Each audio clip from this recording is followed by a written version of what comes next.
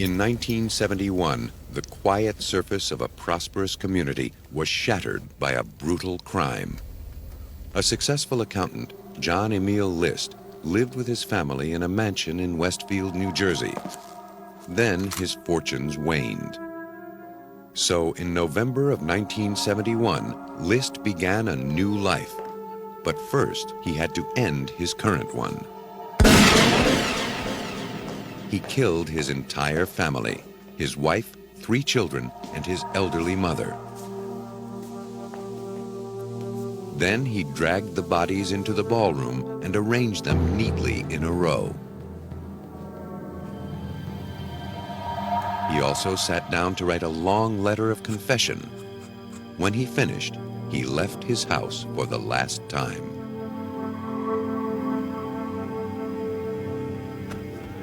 A month passed before the Westfield police received a call from a woman concerned about her neighbors. When they entered, they had no idea what was waiting for them. The air was cold and filled with the odor of decay. They kept searching through the darkness until they finally came upon the List family in the ballroom, still neatly laid out, dead for a month. It was one of the most grotesque murders Westfield police had ever seen. When detectives were called in, they found the guns List had used and his letter of confession. List was an active member in the church and addressed the letter to his pastor. In it, he explained that he was no longer able to support his family and pay for the mansion his wife had insisted they buy. He was worried his family faced a life of humiliation on welfare. After slaying his family, List left his car at New York's Kennedy Airport and took a bus heading out of town. He hid his crime carefully. A month passed before anyone noticed his disappearance. Police and the FBI conducted a worldwide search, but nothing turned up.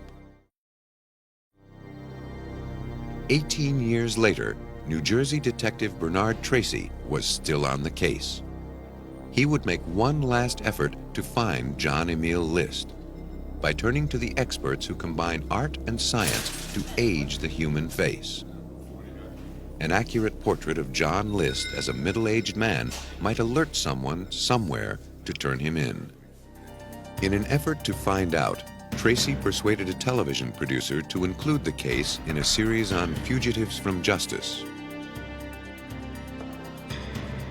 The producer, in turn, enlisted the expertise of Philadelphia forensic artist Frank Bender to sculpt the face of List as he might appear at age 63.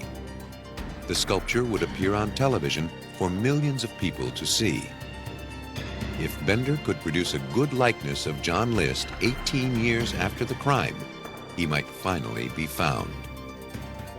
Before starting the List project, Bender thoroughly researched his subject. He discussed List's psychological aspects with forensic psychologists and police experts.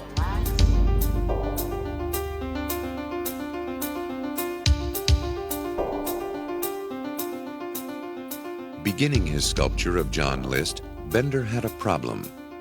He had to construct a 3-dimensional model, yet the only available photograph of List was a frontal view.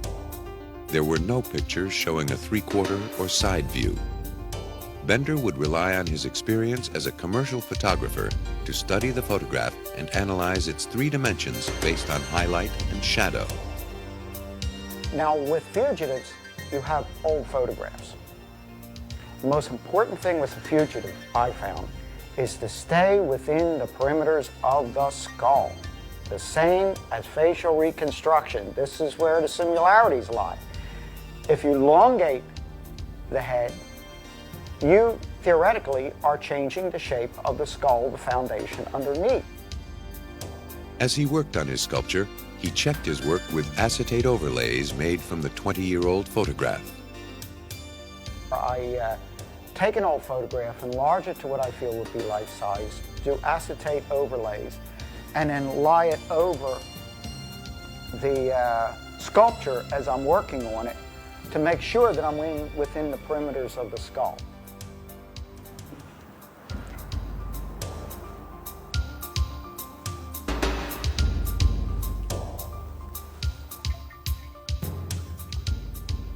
Once the preliminary sculpture was complete, Bender and his assistant made a plaster cast. That's good. Bender guessed that List's hairline continued to recede, as it had begun to do in his earlier photograph. He added jowls based on his assessment of List's lifestyle. He wasn't an exercise type person. He was a potato and meat type person. As far as the eyes, you know, you can see where he's starting to get some lines. I look a little tired. You see, I sculpted the tie and the shirt and the coat, you know, the suit coat on him, because he's always going to be wearing that. Bender sensed that the years of hiding what he had done would take a toll on List. This influenced his decision to turn the corners of his mouth down. As a final touch, Bender selected eyeglasses for the aged List. He searched for a style that would define a man who killed his entire family, yet called himself a Christian. He decided on thick black frames, thinking List might go for an austere, authoritative look that would discourage others from prying into his past.